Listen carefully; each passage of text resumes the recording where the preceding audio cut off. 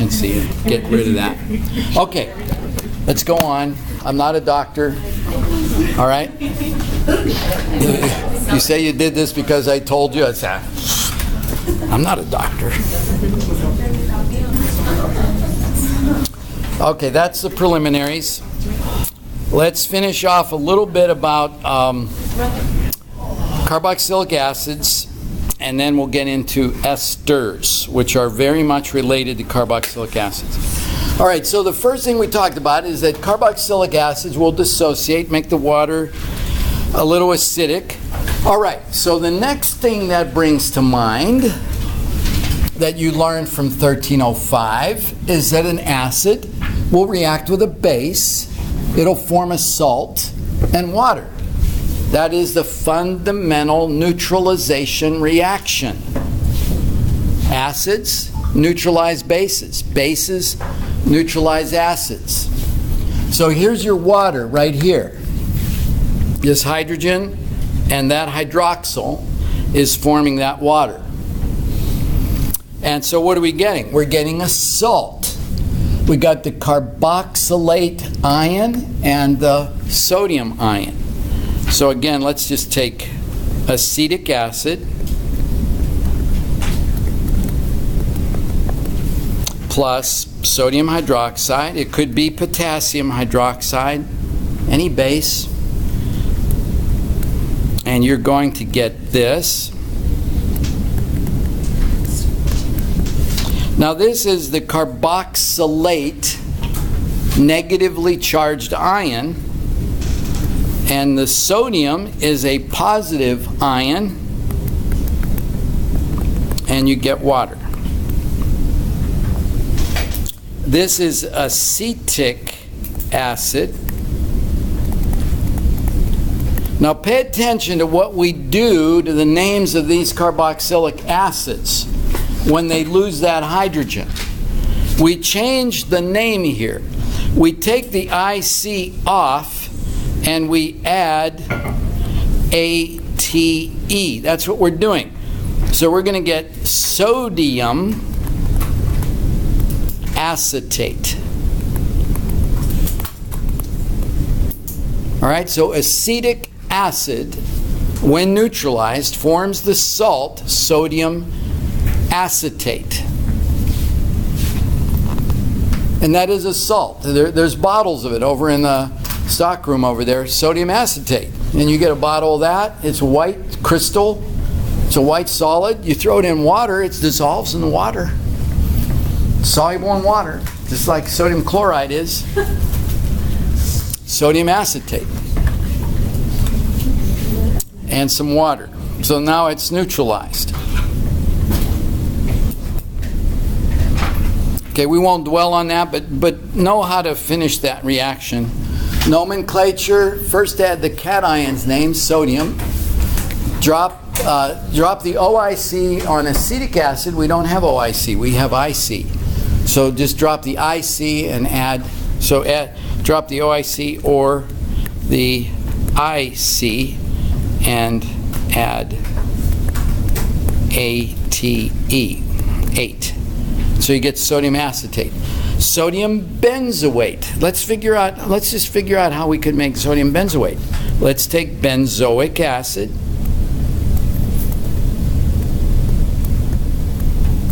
Here's benzoic acid plus sodium hydroxide. Now you draw sodium benzoate. Finish that. And we're going to get water. So draw sodium benzoate.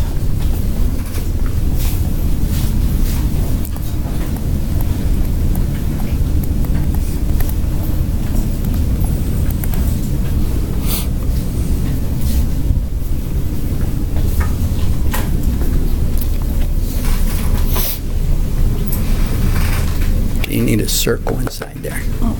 Okay, that's aromatic. Benzoic acid is aromatic, so don't leave that six-membered ring saturated. You need either alternating double bonds or a circle. Everybody have something? got here? Benzoic acid. Okay, now you got to take that H off of there. That's where the sodium goes. Oh, okay. Okay, that's where the sodium goes. Okay, so what you end up with is something like this. There's that. And you can show the negative, positive charge here if you'd like. There's not a covalent bond here. That's what these things are. These are covalent bonds. This is a ionic attraction. It's an attraction of a sodium plus ion to a negatively charged benzoate ion. And you get sodium benzoate. And so those things with the N, with the H drops, and that's where the N comes in. Right. You're not dropping this. This is reacting with this to form this. That's where that H went. Yeah, the H is gone. It's formed water. And sodium has taken its place. Okay? So get that H out of there. Yes? Is it always going to react with NaOH? It could be NaOH, it could be KOH, it could be LiOH. And any one of those is going to be a positive ion, and it's going to have a hydroxyl. You need a hydroxyl to react with a H plus ion and form water. Yes? So this is like a double displacement reaction kind of thing? Like a substitution. I would just call this an acid-base neutralization reaction. It's a simple, straightforward acid reacting with a base to form a salt and water. Probably be the best way. I know you're trying to fit it into simple replacement, double replacement, etc. I would just call this a straightforward acid-base neutralization reaction. You could call it an acid-base reaction or a neutralization reaction. People would know what you're talking about. Now, I need to make a correction. Today's Monday. Wednesday I called this something else. Nobody's caught me on it yet. I think I called it benzoic acid. Yeah. Okay, change that. I don't know where that came from. They weren't paying me enough on Wednesday. I don't know what happened on Wednesday. But after the class was over, I said, what did I call that? That was the wrong name. Okay, so it's not benzoic acid. It's benzoic, just benzoic acid. That's its common name, its IUPAC name. All right? Just stick with benzoic. I'm saying it a couple times because usually when I say something wrong, it sticks, and you have to hear it a couple times to unstick it. Right, Whitney? Benzoic sounded better though. Yeah, this is just benzoic acid.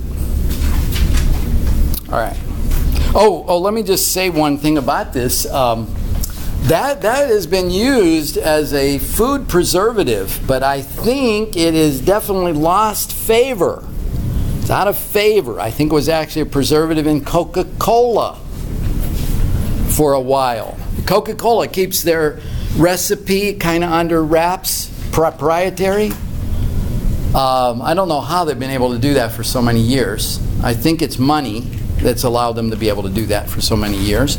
They've got lots of money. Coca-Cola does. But the problem with that, in some cases, in acidic environments with heat, that can break down into benzene, which is not good. Not good to have that in food. Because, I mean, look at here, right here. There is your benzene molecule right there. Okay? If you can clip off that carboxyl group, get rid of that somehow.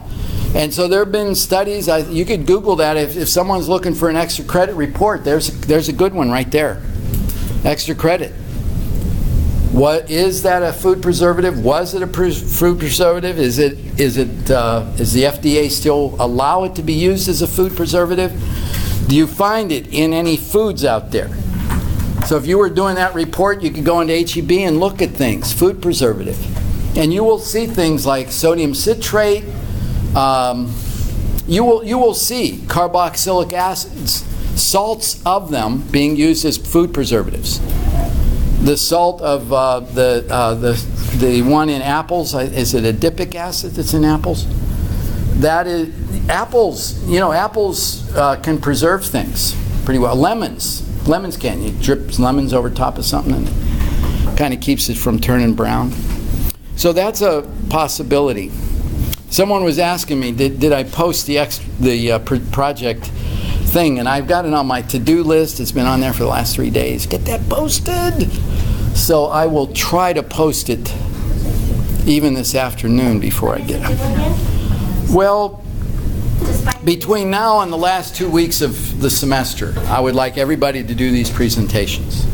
I don't want to be bunching them all up the last day or last week of class. We got plenty of other things. I want to sprinkle them in here and there.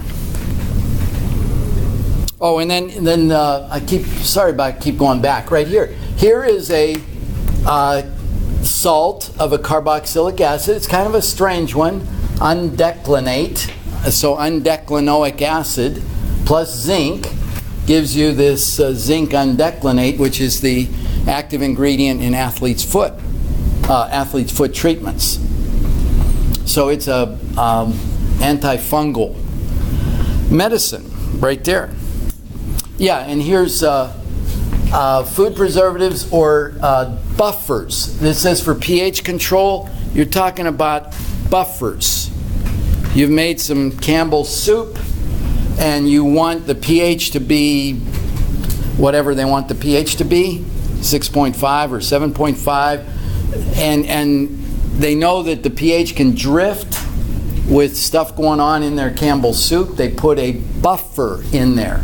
And a buffer is a mixture of a carboxylic acid and the salt of the carboxylic acid.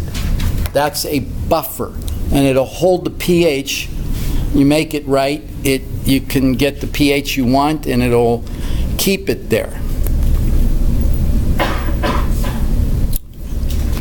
Okay. Okay, this is oxidation. We're not going to do these right now. Oxidation, and it can be to an aldehyde or to a carboxylic acid.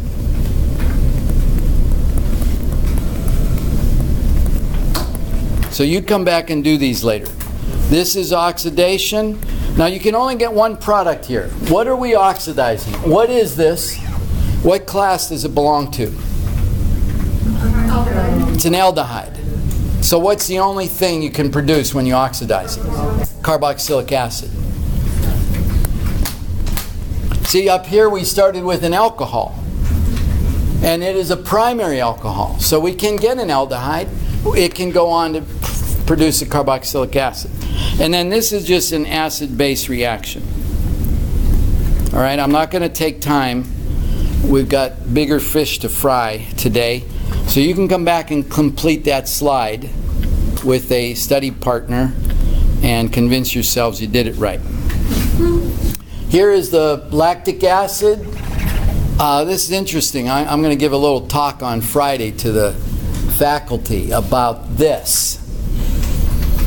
Cancer cells metabolize glucose to produce lactic acid, which is unusual. Normal cells produce pyruvic acid and go on and metabolize it further.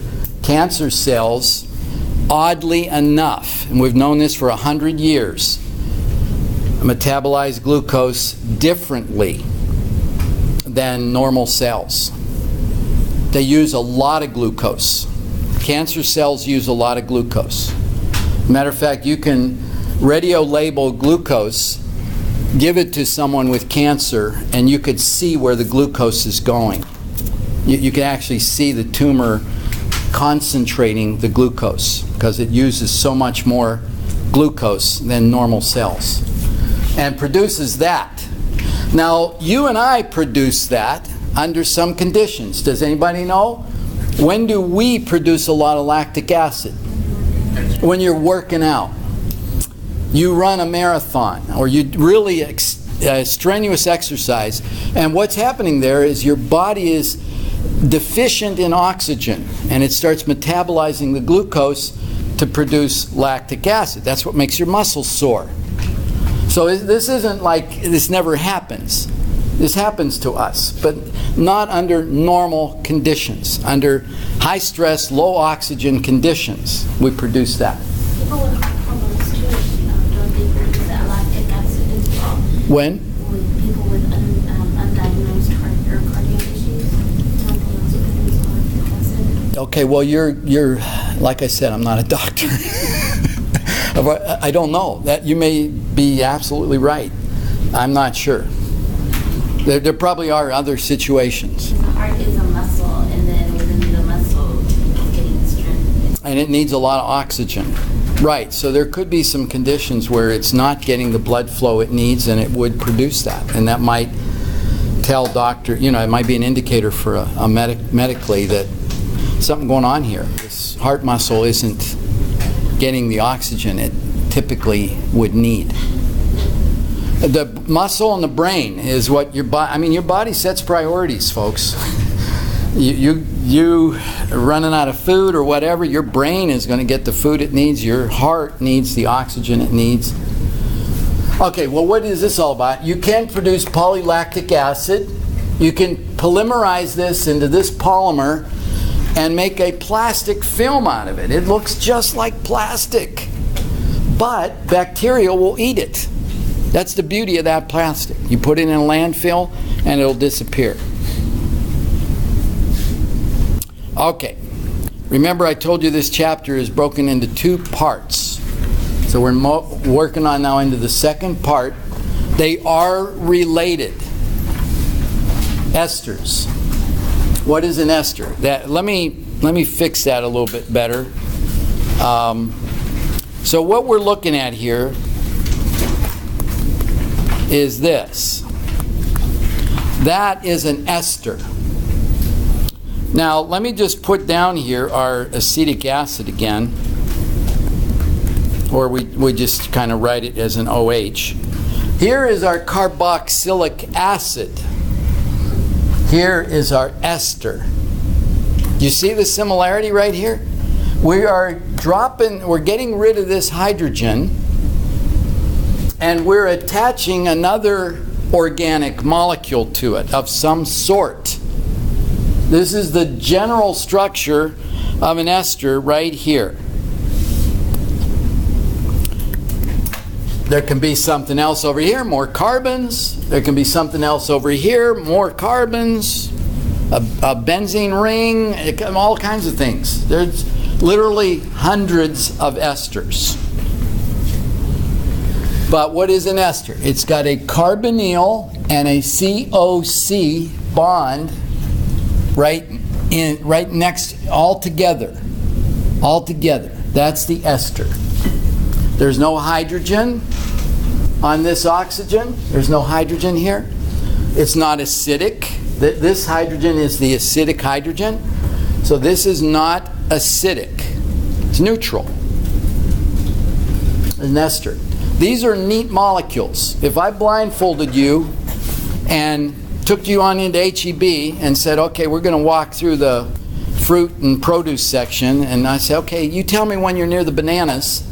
You go, I smell bananas. You're smelling an ester. Okay, find the strawberries. Okay, I'll treat you like one of the, a bloodhound. Find the strawberries. You could find the strawberries by the ester that's coming off of the strawberries. Okay? So these are nice molecules. We just came out of a lab where I said, some of these things are going to give you a headache. Esters are usually very pleasant. They're stuff that's in aromas and I don't know about perfumes necessarily, but they are not offensive odors whatsoever. They're pleasant odors. So you got a carbonyl and an ether right next to each other. Mildly polar. They are not as polar as the carboxylic acid. Why? Because there's not a hydrogen on there. The OH bond is the really polar bond. A COC bond or a C double bond O bond is not as polar as a as an OH bond. This is really polar. But the COC bond is just mildly polar, not really polar. So, yeah, you can think about the boiling points a little bit. Okay, here's ethyl benzoate, or ethyl butanoate. We're going to get into how to name these. It's going to be very important to figure out how these are named. This is pineapple. If you took you around and said, okay, find the pineapples, you'd be smelling this molecule coming off of the pineapples. Ethyl butanoate. Well, we need to know how to, Name them? yeah. You're going to need to know how to name them. We're going to get into naming them. Okay, and you're going to need to know how to draw them from the name. Okay, so we'll get into naming by IUPAC naming in a minute, but these are just examples. So this is what you would be smelling by the bananas. Isoamyl acetate, that's its common name. Isobutyl methanoate. Some of these are more complicated than things that I would ask you to name. Pentyl butanoate, there's apricots. Methyl thiobutanoate. So, all right, you see, you got a thiol. Remember, the thiol is the SH group. Here, strawberries, you replace an oxygen with a sulfur right there. And so you have kind of an odd ester there. Methyl butanoate is from apples. Octyl ethanoate is from oranges. I just to demonstrate that these are naturally occurring. Esters are very prominent in nature, and they're very fragrant and very nice molecules. Okay. There are going to be three reactions. This is the first one. How do you make an ester? So rather than put them on that slide, I'll just put, there's going to be three. This one is esterification. This is how you prepare an ester. And then we're going to have two important reactions for how esters react. So before we get to how they react, let's get to how you make them.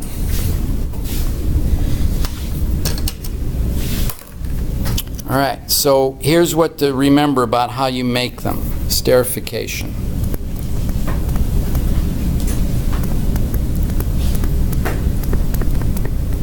The general esterification reaction. A carboxylic acid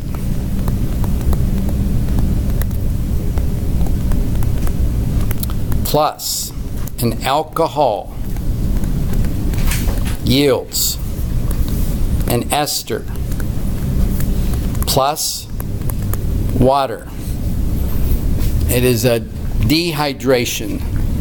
We're going to remove a water molecule from between a carboxylic acid and an alcohol. So that is the general thing you should keep in mind. What are the two reactants? A carboxylic acid and an alcohol. And what's the product? We get an ester, a particular ester. Depends on what this is, depends on what this is. Determines what ester you get. And water. Okay, now let's just do a very, very simple, and I keep using this. What is that?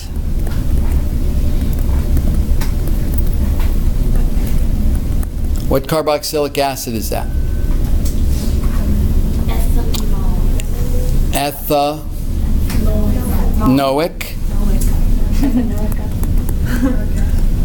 Oh, you're right. There's no H. And what's its common name?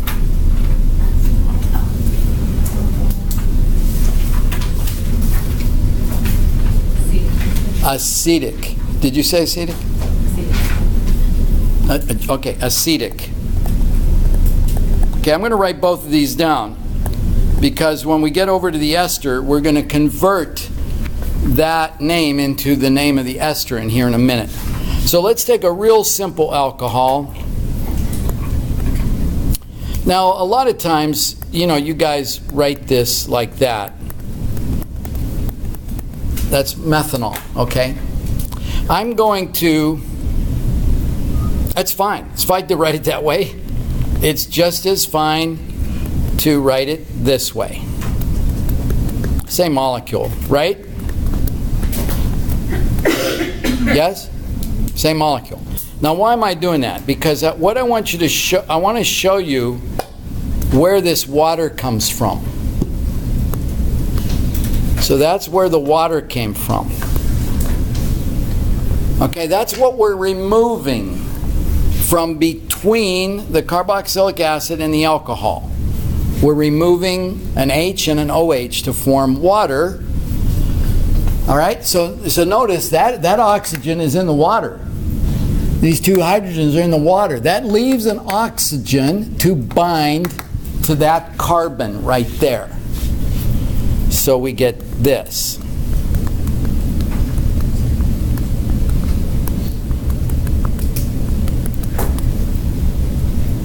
Okay? Do you see where that ester came from? Because that's what you're going to have to do in these esterification reactions. I might give you that. This plus this yield. Finish that. Finish that reaction. And name it. You'll finish and name the product. Name the product, name the reaction, finish the reaction, etc. All those things are potential questions.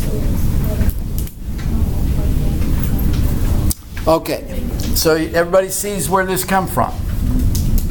Okay, now let's name it. What we're going to do, the name of the alcohol is going to go out front here, methyl. And the name of this carboxylate group right there is going to go at the end, ethanoate. We're going to do the exact same thing we did with salts. We're going to drop the OIC, drop that, and add ATE to it. Or actually, you could just say you're going to drop the IC and add ATE, because it's still ethanoate. Ethanoate. So drop the IC and add ATE. You get the name.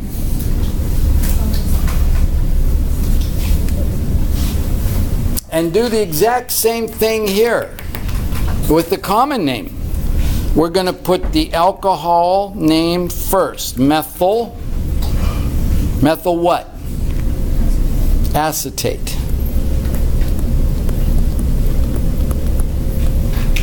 So technically the climate change stops at where the oxygen is, and then whatever's after the oxygen is the alcohol. Right? Is that what you mean? Whatever's after the is what was the alcohol. But you see, the alcohol has lost it's just now an alkyl group off of there, methyl. It'll be a carboxyl group, right? So it'll be a methyl ethyl or whatever. But it'll be after the oxygen, right? Yeah. Whatever is after the oxygen.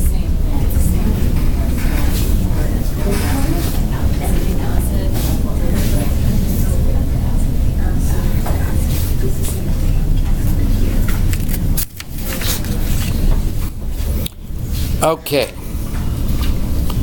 now you do need, here's where you definitely do need some practice. So let me give you a similar carboxylic acid and a similar alcohol, and you finish it. I'm going to just give you the names of them, and then you complete the whole reaction. So right below here, let's work on this. This is an important reaction. So complete, this is going to be a esterification. Show or draw out the reaction. Draw out the complete reaction of we're gonna react methanoic acid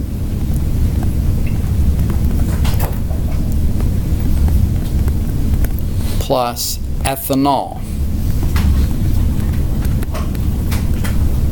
Okay, now you draw the structures of those, draw the product, the ester that will form in the water, and then name the product.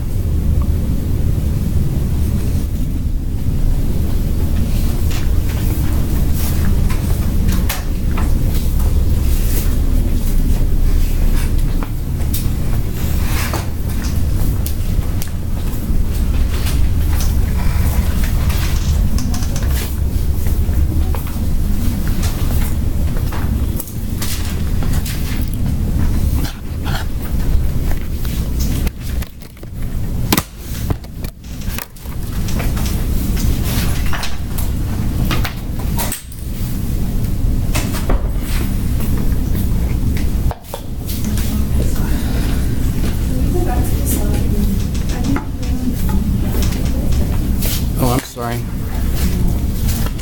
There you go. Is that it? Better?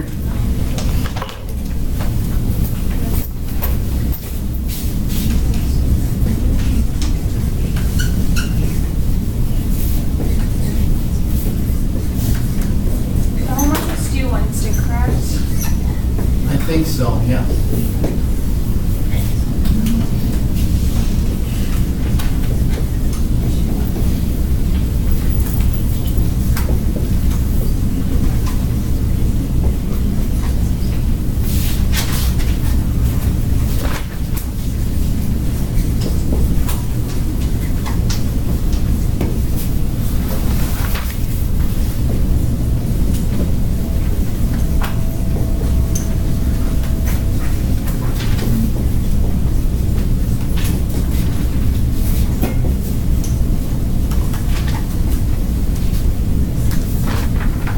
Okay. Does everybody have something? Or are you still working on it? Still working?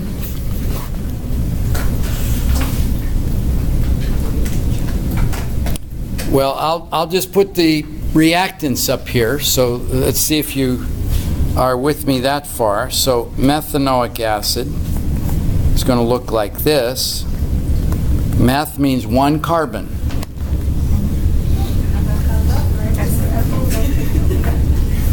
And ethanol is 2 carbons. All right? You got to get that right to get the ester right.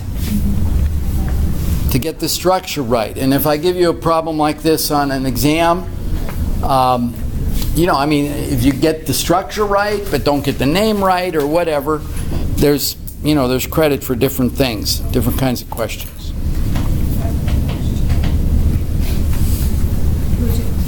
Methanoate. Yeah, methanoate. Yes. So would it be Methanoate. ethyl? Yes, yep, there you go. Okay. So what is this one going to look like? On this side, on the ester side of things, you have this. You got rid of that hydrogen. And then you've got this. And you, of course, also got the water. That's a balanced chemical equation now. It's balanced. Your HOH is water. And you've got this ester.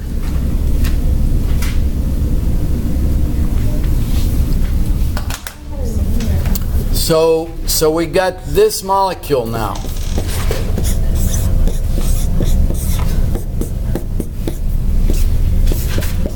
There's just a hydrogen over here. Okay, now, Hannah, what's the name of this? Ethyl methanoate. Ethyl methanoate. Ethyl.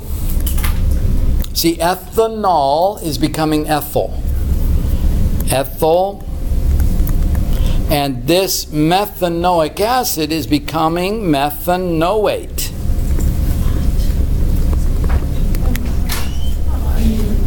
ethyl methanoate. So I thought we had Okay, if it's making your head hurt, it will do that for a little bit. Let me just show you right here. This one is methyl ethanoate. This one is ethyl. See, what do you got there? So If you put an H right there, you would have ethanol, right? Yeah, but what I'm saying is, so when we place them, we draw them out, so now it matters, we can't just flip it because No. it'll flip the thing. Okay, that's where I mean, you could draw this around there, but But then it wouldn't be methyl ethanol. It would be ethyl Yeah. methanol. well, what you have to keep in mind is this ethanoate is attached. It's attached to the part of the molecule that has this in it. This name, this part of the name, goes along with the carbon that has the carbon-oxygen double bond. And what is that? That's an ethanoate. And this name goes with the part that has no oxygen on it at all. It's just a methyl group. So could I write it this way? I certainly could write it this way. It would not change its name. That isn't going to change its name just because I wrote it the other way. Okay? I'm writing it, why am I writing it this way? Because I said esterification is a carboxylic acid plus an alcohol. So in the product, I'm putting what the carboxylic acid became and the alcohol, what it became. This is why I'm doing it. But there's no rule that says I can't flip that around and draw it that way, but it's not going to change its name. This thing right here is still a methyl, And that would still be ethyl. and that is still going to be an ethanoate because it came from ethanoic acid. You follow me? Okay. And let's just beat this drum just a little bit more.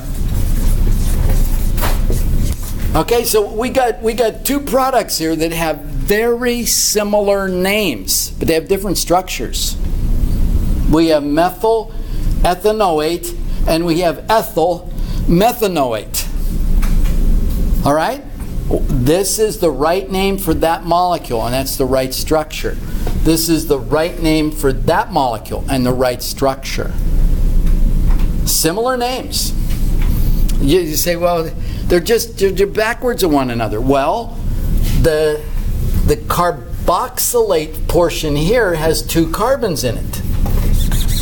The carboxylate portion here has only 1 carbon in it. So it's a methanoate. On your homework, I've got 2 right on top of each other.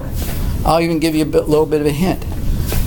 It says draw ethyl benzoate, and it says draw phenyl ethanoate. Those are almost mirror images of one another, but they're going to have different sides.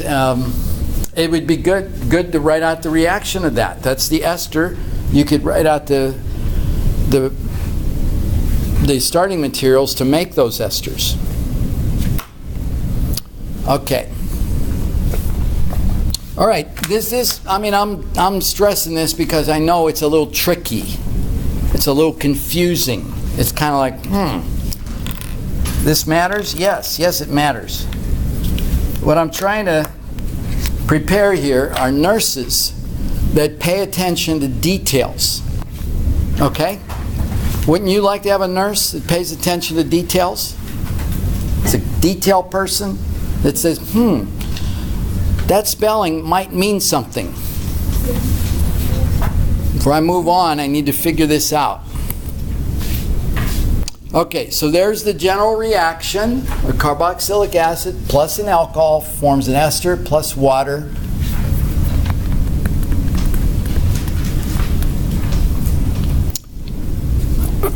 What are the names? Okay, here's one here. Yeah, here's one here.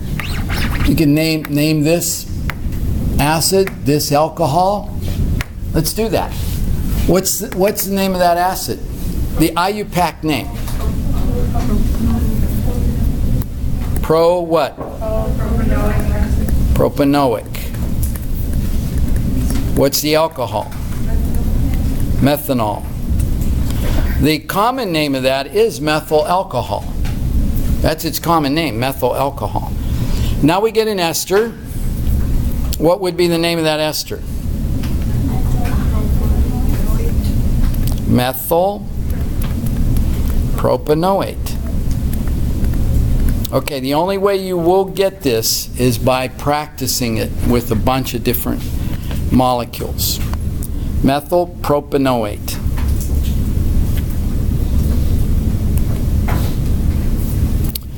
This is just showing that aspirin is an ester. Here's your ester right here in aspirin, acetyl salicylic acid. So you take salicylic acid and react it with acetic anhydride and you get acetyl salicylic acid.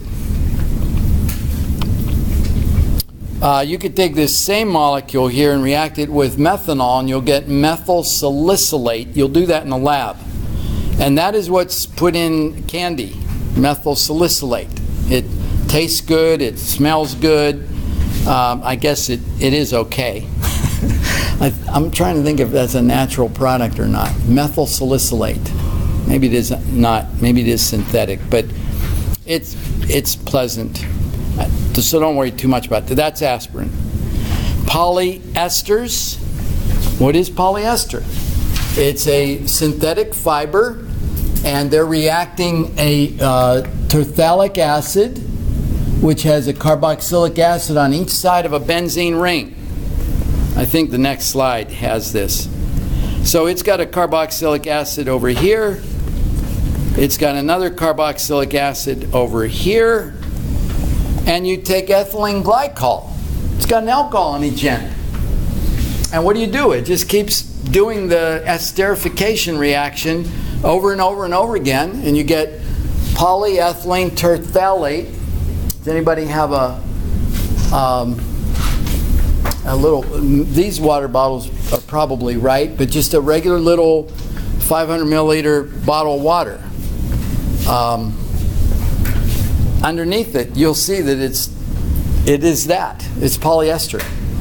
The plastic is actually a polyester.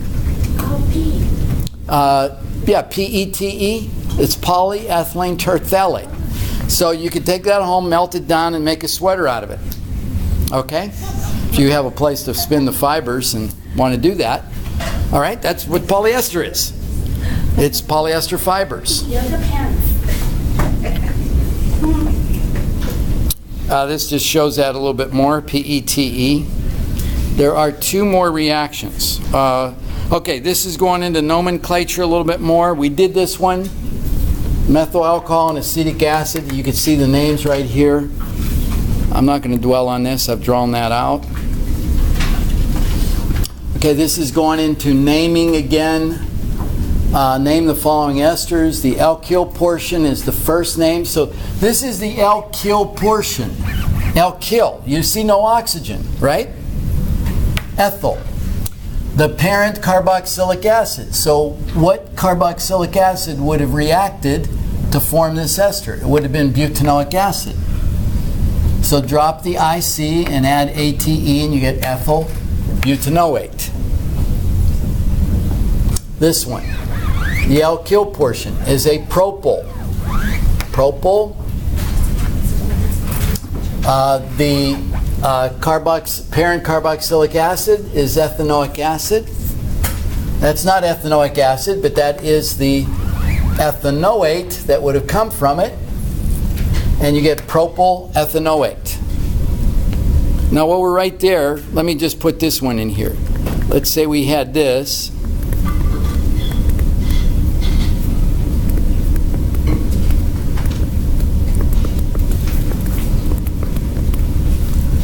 That's propyl. That's 3 carbons. What propyl is that? What? Isopropyl. So this is isopropyl ethanoate.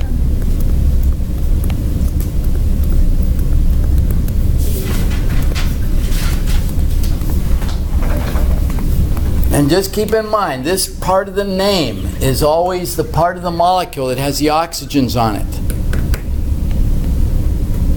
All right? So where you're seeing all the oxygens, you need to come up with a name that is associated with that portion. And when you don't see any oxygens, the alkyl, that is an isopropyl group. It's linked at the middle of the 3 carbons, not on the end. So this is propyl ethanoate, and this is isopropyl ethanoate. I'm not going to give you really complicated alkyl groups out here to name, but you can expect to see methyl, ethyl, isopropyl, propyl. All right? You expect to see those different things. You're going to say, okay, what is this over here? It's just a little bit more into the names. And notice that the same way, pretty much the same way we were naming salts, although now here we don't have an alkyl group, we have an ion, sodium ethanoate, ethyl ethanoate. Very similar way, we drop the IC and add ATE. Okay. The next reaction here is hydrolysis.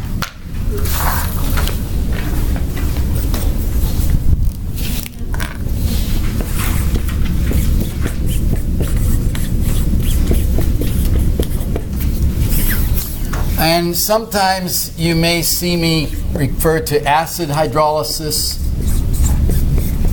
All that is saying, this is telling you we're reacting with water. We're taking an ester and we're going to react it with water. All this is adding to that whole description is it's usually in an acidic environment. It's been acidified a little bit. So some sort of acid present, and you get acid hydrolysis. And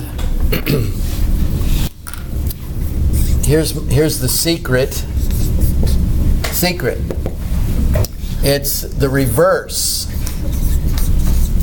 of esterification.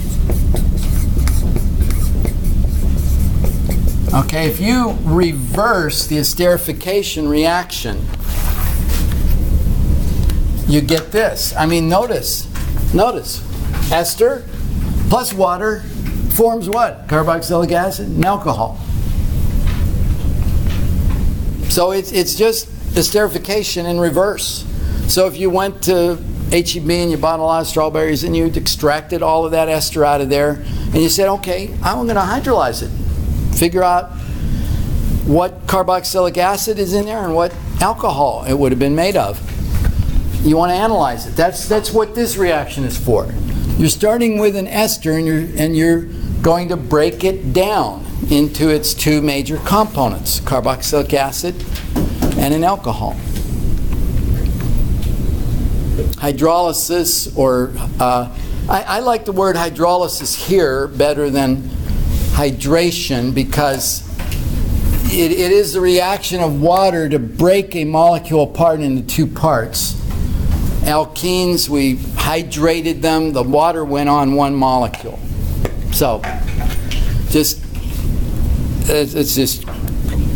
stick with this nomenclature. Hydrolysis. We're reacting water with a molecule. So here's an example. Propyl propanoate. This is the simplest example. Why? Because you don't have to think very hard about how many carbons are going to be in the alcohol, how many carbons are going to be in the carboxylic acid. Notice, propyl propanoate. We end up with a carboxylic acid with 3 carbons. We end up with an alcohol with 3 carbons.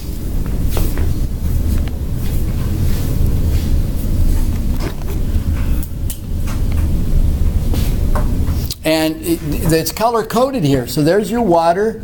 You got a hydrogen and an OH here. That's you come right down into this bond right here and broke that bond, inserted a water molecule between those two molecules. So let's take one of these esters we made over there.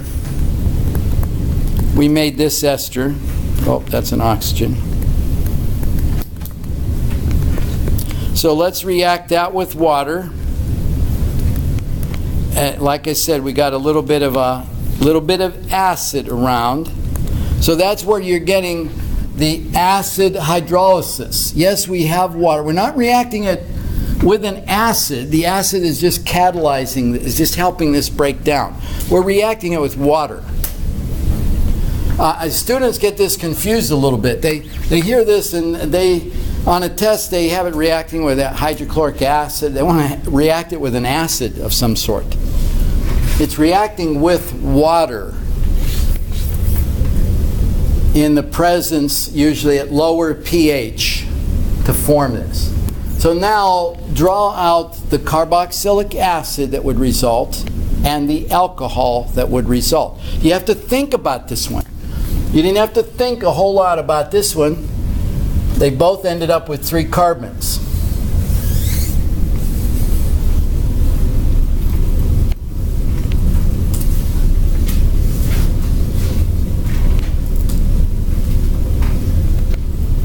So you're going to get a hydrogen right there, right? And you're going to get an OH right there. So that's, what's the name of our acid? Ethanoic and methanol. All right, and you can see that right here. This is the bond right here that's breaking. This is the critical bond right there. You're going to put a hydrogen on that oxygen, and you're going to put an OH on that alkyl group.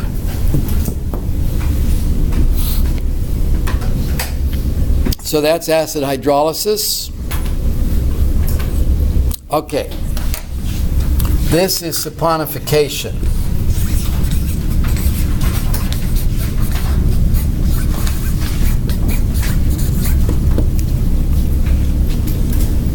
Let's see, do I say it? This is the reaction used to make soap. This is the classic reaction used for several thousand years to make soap. And actually, it comes, I think, from a Greek or Roman deity. I don't know if it was god or goddess, Sapon. And as the myth goes, I don't know how valid this is, but it's kind of ancient history, that sacrifices being made to this deity, burnt sacrifices of some sort, hopefully animal sacrifices, on wood, on a pile of wood, they would do this. It would rain down after these sacrifices, and they would see suds. They would see sudsy, soapy water. And the wood would burn to form potash or potassium hydroxide, and the fat that was on the animal would get saponified by the potash and form soap molecules. And so you'd get this sudsy water, and somehow someone finally figured out, hey, you know, this cleans, this washes off oil, and it's soap. So that's what's happening here. There's something wrong here. This is wrong. This should be right here. I'm sorry, I need to correct this slide. Obviously, I've copied this image out of McGraw-Hill right into here. They have this sitting up here like it's a catalyst, and that it's water reacting with this, but that's not what's happening. the sodium hydroxide is reacting with the ester to form a salt and an alcohol. It is similar to the hydrolysis in that you do get an alcohol. One of the things you get in alcohol, but the other thing you get is the carboxylic acid. Here you're getting the sodium salt of the carboxylic acid. So correct that. We're actually reacting with sodium hydroxide. And one molecule of ester reacts with one sodium hydroxide to form this and that. So it is definitely a reactant, not a catalyst. It is the reactant, saponification. I made soap in South Africa for 4 years.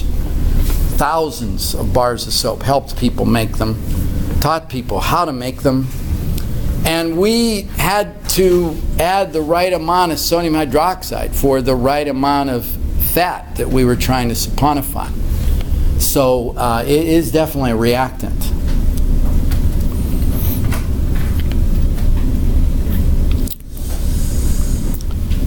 So that's our third critical reaction. Now here's how it works. Again, this is going to be chapter 17, so I won't do a deep dive in here right now. But this is a triglyceride. Again, one of the things, if you go get a blood test, a blood panel, it'll say what level of triglycerides, what level of cholesterol, the different kinds of cholesterol, whether your D3 levels, whatever. But this is one of the things that will come out on a normal lipid panel is your triglyceride level. Triglyceride. They are esters. So, for example, olive oil. Olive oil is pure triglyceride. It's a good triglyceride. This is where I say eat more fat. The Mediterranean diet is good. They're deciding, hey, the Mediterranean diet is pretty healthy, and they're trying to figure out what's in it. There's olives. It's olive oil. People putting a lot of olive oil on this, that, and the other thing. You go in a restaurant, and they'll give you a bottle of olive oil and some bread, and you pour it on your saucer, and you're dipping it in the olive oil, and a little bit of spices on there. And so olive oil is a fat. It's a lipid. But it's good. It's good for you. So here it is, and there's your ester linkage right there. And so this is what you do. You extract the fat out of beef or olive oil or coconut oil or whatever you want to make soap out of. And you do this reaction. I think that's the next slide. So here's your triglyceride right here. Here's your carbon-oxygen double bond. There's your ester linkage, ester. This is a molecule it's a triester. It's a molecule that has 3 esters on it simultaneously. Let's think of that as being sodium hydroxide.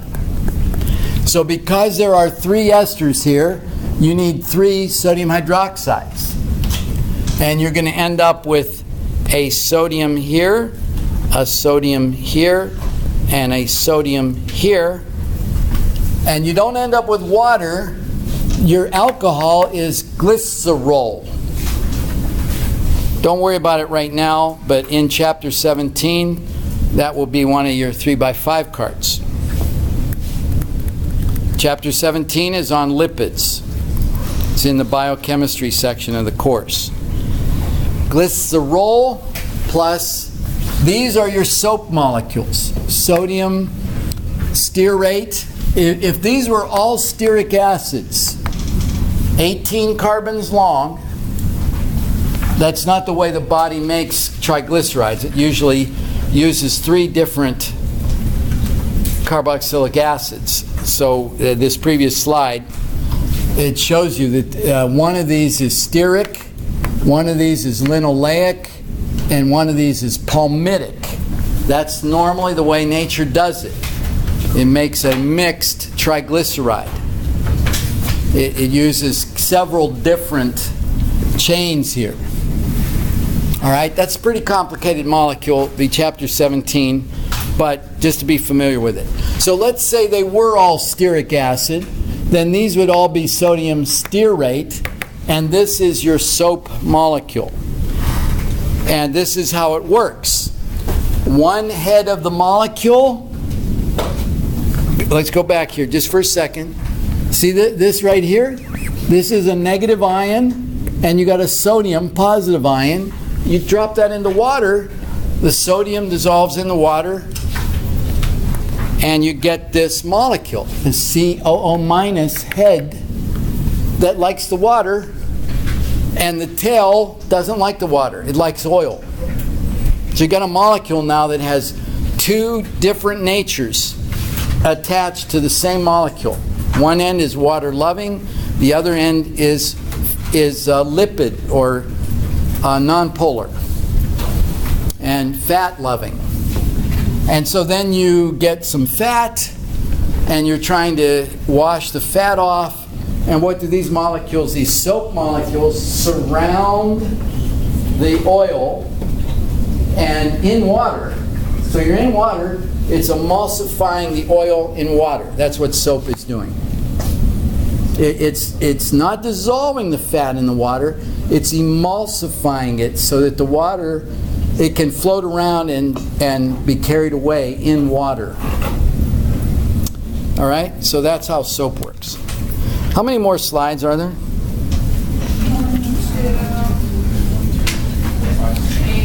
5, 6, okay. We're almost done. This is a phosphate ester. We'll stop right there. I'll talk about phosphate esters on Wednesday.